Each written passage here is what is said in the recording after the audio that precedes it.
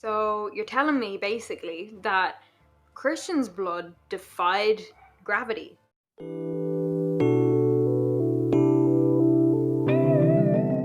Hey guys, welcome back to my channel. If you're new here, please do subscribe, and if you're old here, hello again. My name is Kate Philpott and I cover true crime cases on my channel. And if you've made it to this video, congratulations. This is part 2 of the Christian Andreacchio case. If you haven't seen part 1, you are not gonna have a clue what is going on. So if you haven't seen it, it's linked down below. I'd suggest you go watch that first. Trust me. I'm just gonna get straight into it this time. Let's get into Matt's statement. So as I mentioned before, Matt is the guy who Whitley had been out shooting guns with the night before Christian's death. His full name was Matt Miller. According to Matt, he knew Whitley for a while, but they didn't talk that much really because she was so wild and crazy until a few days before Christian's death, and that's when she reached out to him on Snapchat, which kind of sounds to me like as soon as Christian left for work on the 22nd, Whitley was straight away hitting guys up on Snapchat, but that's neither here nor there. Matt actually asked Whitley if she was still with Christian, and she told him that she wasn't, and that Christian had a new girlfriend, so both of those are blatant lies. So the night of the 25th,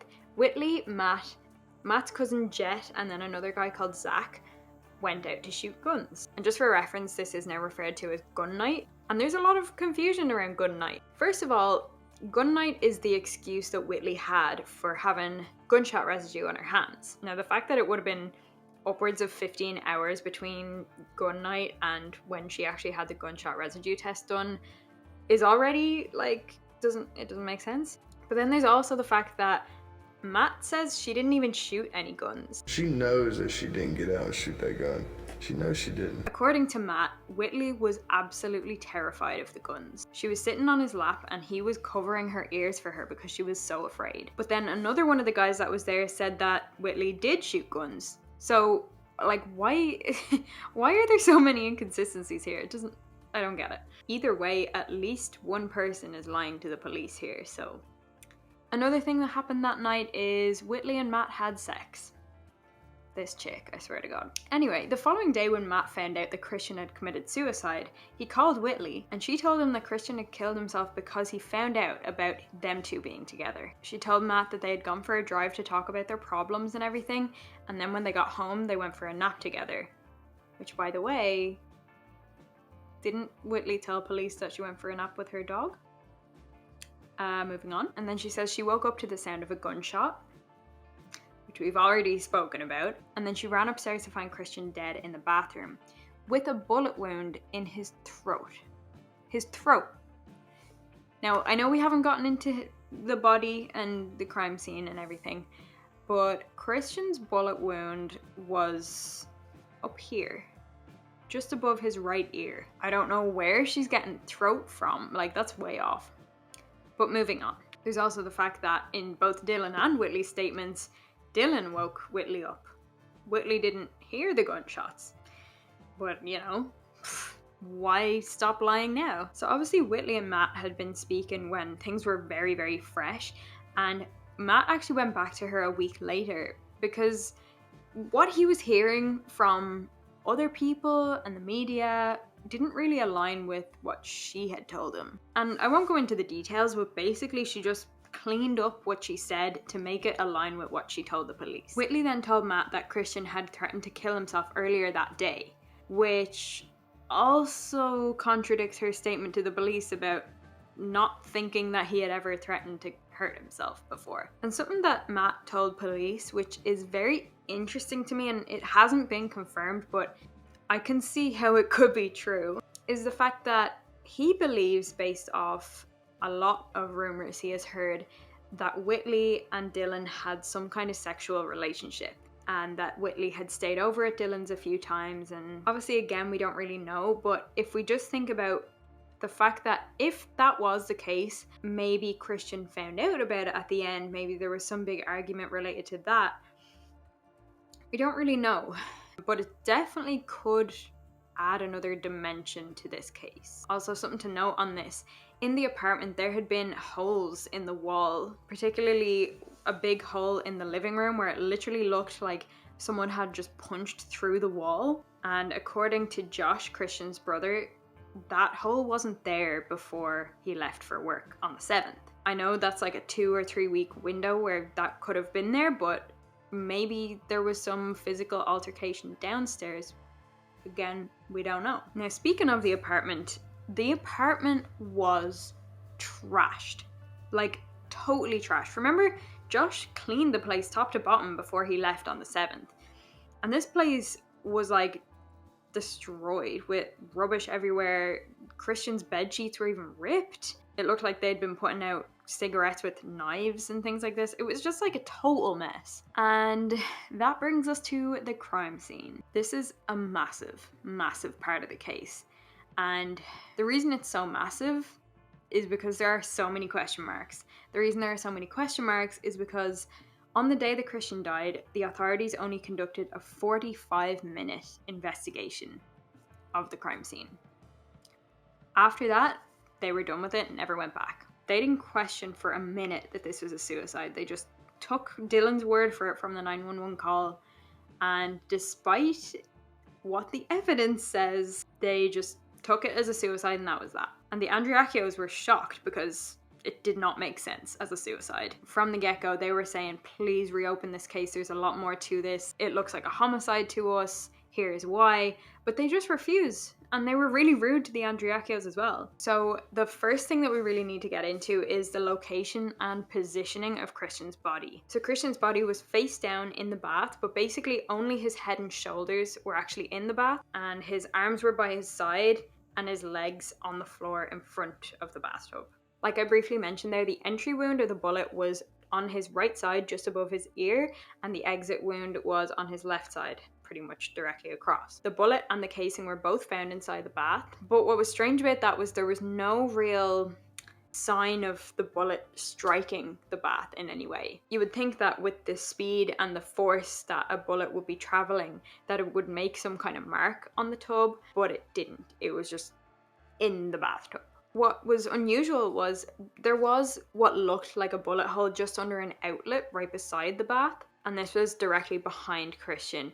Now, we don't know if this is an actual bullet hole. There were pieces of what looked like drywall on the actual bullet, but none of these things were ever actually tested, so we don't actually know if that was there beforehand or not. And what's strange about the position of his body is if he was standing up at the bathtub and shot himself, you would think that he would kind of slump down, and even if his top half was in the bath, that maybe his arms would be in there too, or at least one of them, and he would be more slumped down. But it's literally like he fell forward with both of his arms by his side and his legs like sprawled out behind him as opposed to slumped down. If you get shot, how do you have time to like propel yourself forward, especially if you were shot from the side?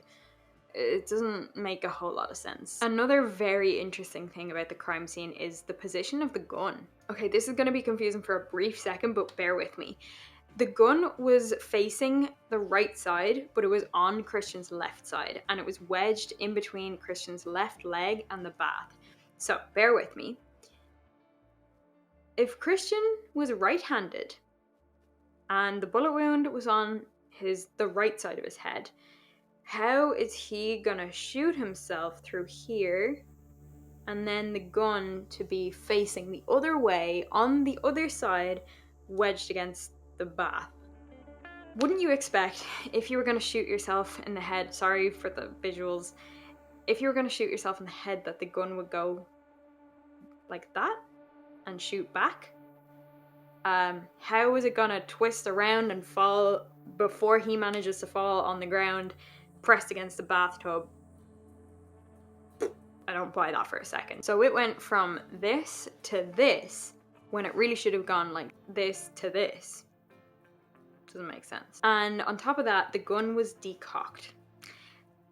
Okay, this was a semi-automatic gun, which means that after you shoot it, it basically reloads and straight away is good to go again. So if you want to decock it, you have to do that manually. Do you see where I'm getting at here? How is Christian gonna shoot himself in the head, decock the gun manually after shooting it, and turn it around and drop it and wedge it in between his left leg and the bath. It's a little far-fetched. In fact, that one detail alone should tell you that this was not a suicide. And one more thing about the gun. This is pretty important too. 0 fingerprints. Not a single fingerprint on this gun. Not even Christian's. But yeah, this whole thing to me is just so sketchy, doesn't make any sense. And I honestly think for authorities to only have investigated this crime scene for 45 minutes is like the most disrespectful thing. Imagine your clearly premature death being treated with so much negligence. They couldn't even prioritize this case for 1 full hour. And look, I get that it's difficult for people in law enforcement to admit that they've made a big mistake and that they're wrong. But what's more important here? Like, justice for this guy who died at the age of 21, guys. As well as answers for his poor, grieving family. Or what, the self-esteem of police officers? And now listen, I know 1 or 2 of them might lose their job if they would admit to something like that. But still, like, how can that ever be morally okay with anyone? Now, when Christian's parents went to look at the crime scene, yeah, by the way, we're still on the crime scene. So Christian's parents went to look at the crime scene and pretty much straight away they found a bloody t-shirt wedged in behind the toilet. Meaning that police totally missed this when they searched. How do you miss something like that? Now, I don't see any good reason for a bloody t-shirt to be wedged behind a toilet seat in a general sense, as well as the fact that this showed up when there was a death in that very room. It has to be linked. So what could this have been used for? Well, it could have been used to attempt to clean the crime scene. And that's not the only thing they found in the apartment. The Andreacchios also found a knife that looked like it was covered in blood as well. The police missed that too. So first of all, how did these things get covered in blood? And second of all, if they're covered in blood, how do they get anywhere other than where they would naturally fall if this was a suicide? I definitely don't think Christian had time to clean up his blood between shooting himself and dying.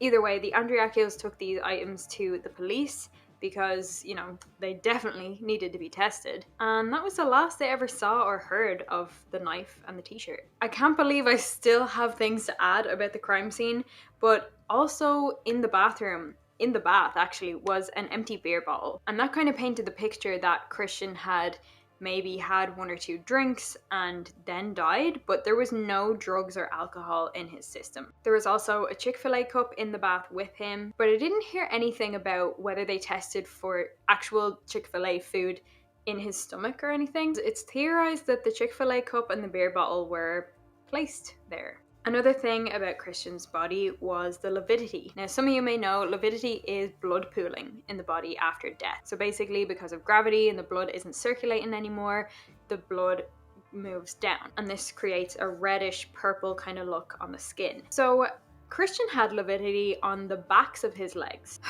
But Christian was facing down in the bath. So you're telling me basically that Christian's blood defied gravity and rose up instead of falling down.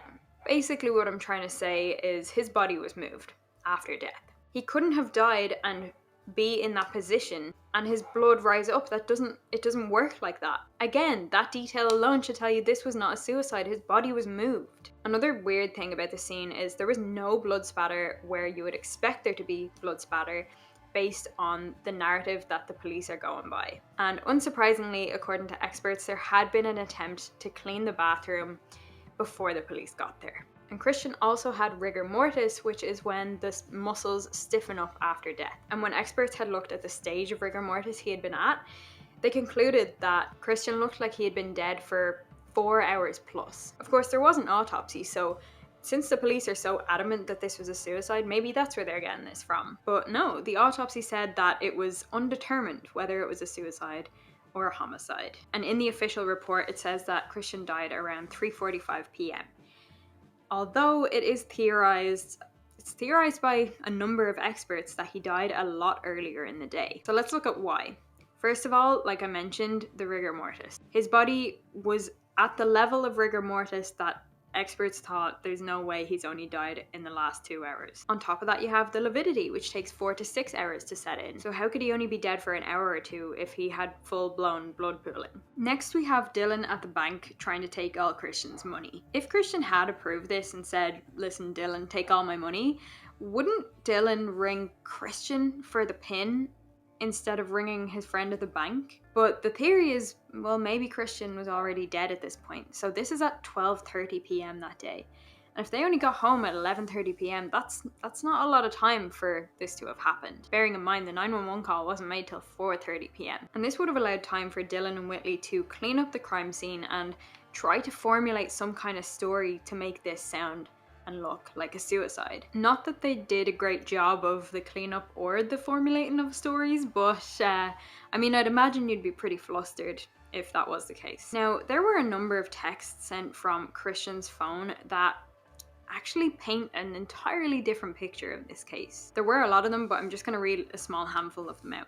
So one of them was, I want to end. Another said, I want a car to hit me. And possibly the most profound said, I'd pull the trigger on myself in a heartbeat, but I'd be scared someone would blame it on themselves. So if you're anything like me, hearing those texts may have thrown you a little bit. You're probably thinking, no, there's no way. What I will add is the version of the iPhone that Christian had, it was actually possible to tap into the phone and change dates, times, or even the content of messages, even if they'd already been sent. But that does sound pretty complicated to do, and I'm sure the average Joe couldn't do something like that. But what's interesting is someone I have already mentioned in this video actually knew how to do that. And that person was Dylan. He even had like a low-key business where he would do this for people. So that's definitely enough to have you raise an eyebrow of the legitimacy of these texts. And listen, we can't prove it either way. Like, we don't know if these are legitimate. They might be. Unfortunately, the only person who would really be able to tell us the truth is Christian, and he can't do that. I do just find it interesting that one of the two suspects could do that with phones, because I feel like not many people will be able to do that. Okay, here are more reasons that Ray, Christian's mother, doesn't believe that this was a suicide. The last conversation Christian and Ray had was, I believe, the morning of his death. Ray was telling Christian about a concert that had just released tour dates near them, so she was like, will I get tickets? And Christian was saying that he'd love to go, he just needed to check his work schedule, and that was that. He said, love you, bye, but there was no extra emotion in the love you, bye, which if he was planning on killing himself, not that she would have known, but that there would have been an extra little moment there. It was just a regular goodbye. But something that really, really honestly gives me chills is Ray says that on a number of occasions, Christian told her, if anyone ever tells you I've killed myself, you better come looking, because I wouldn't do that. That quote, I honestly just feel like that one thing is, it's like Christian is communicating with Ray now, saying, if anyone ever says that, don't believe them. Okay, now, here are some random little bits of information that are very, like, questionable, but also don't really fit anywhere else in this video. So here we go. According to an unknown acquaintance, Whitley was actually pushing through texts to get Christian to marry her. Now, bear in mind, they were only dating for like 6 months, and allegedly, from this acquaintance, whoever this person is, they say that the plan was she would kill him and get everything he owned because she was married to him, or because she would be married to him. Granted, this only came from one source, but it's too intense to just ignore. Also, allegedly in the days and weeks after Christian's death, Whitley didn't act the way you would expect someone to act after they've just lost who they claim to be the love of their life. Like, she didn't seem to be all that bothered. Also, another little bit of information about Dylan. He has been in and out of prison on unrelated charges since Christian's death. And a tip did come in from a person who was in prison with Dylan. This tip was regarding a text that Dylan had sent, allegedly saying, and this is basically a quote, he and another dude shot him and made it look like a suicide while his bitch was tripping on bars. But they fucked up and they couldn't get any money. Ooh! So if that was true, maybe there was a financial motive here. That's also only from one source, but also very intense. Alright, in 2017, there was a grand jury hearing about this case, but Whitley and Dylan were not indicted for murder. However, at some point, there were arrest warrants put out for Whitley and Dylan for murder. But unfortunately, because these warrants were never activated, they were never served. So this whole time, okay, even though Dylan has been in and out of prison, and there's another update I'll tell you about in a second, both of them are still free and haven't been adequately looked into, at least. So as I said at the start of part 1, which feels like 2 weeks ago now, this case was literally just covered on 48 hours. So Whitley wasn't interviewed as such, but she was kind of in the clips, and then she read this poem. But like, the thing is, in these clips, like, she seemed to come across as really likable and smiley and happy and woo. That struck me, but that doesn't make you a murderer, just putting it out there. But then, of course, when she read her poem, you know, tears and everything. Again, kind of would expect that. And then you remember, like, all of the sketchiness of her background and things that she has done and said, and it's just... but it's clear from certain things that she said that she definitely sees herself as a victim in all this. And here's the thing, like, I don't doubt that she has been through the mill since Christian's death, because everyone thinks she's a piece of crap and had something to do with his death. And even though I am one of those people, these people receive death threats very regularly. And there are so many people that are just so angry about Christian's death and the fact that she looks really damn sketchy, that I'm sure she has been through hell and back since then. But that's because the justice system hasn't played its part. Alright, let's get into the newest updates on this case, because I know this is what a lot of you have been waiting for. Until like a week ago, Whitley was totally free, living her life in Key West in Florida. But now I haven't been able to fully fact check this, so please take this with a grain of salt. But I did see, it looks like she's been arrested. Not for murder, but on unrelated charges, like driving related charges, DUI, drug charges, that kind of thing. The report I saw with her charges was dated the 5th of January 2021. Again, I haven't been able to fact check it, but it's definitely interesting. Now, Cassie Coleman is the district attorney in Meridian, and for quite a while now she's been saying, bring me new evidence and we can show this to another grand jury. Because for some reason, no indictments came for the first grand jury for Whitley and Dylan for murder. So, I honestly think that all the evidence that's here that we already have is evidence enough, but obviously it wasn't. So, although I will say, it looks like 1 or 2 people who had investigative reports on this case weren't allowed to show their evidence in the grand jury hearing, so that's another interesting little tidbit. Anyway, so Cassie Coleman has been saying this for a while. Bring me new evidence, we can try again. And another thing that Cassie Coleman has said is that because multiple agencies have deemed this a suicide, that's kind of what she's chilling with. And to that I say, well, okay, first of all, sure. I'm sure multiple agencies have deemed this a suicide. I'm not saying that's a lie, but multiple agencies have also deemed this a homicide.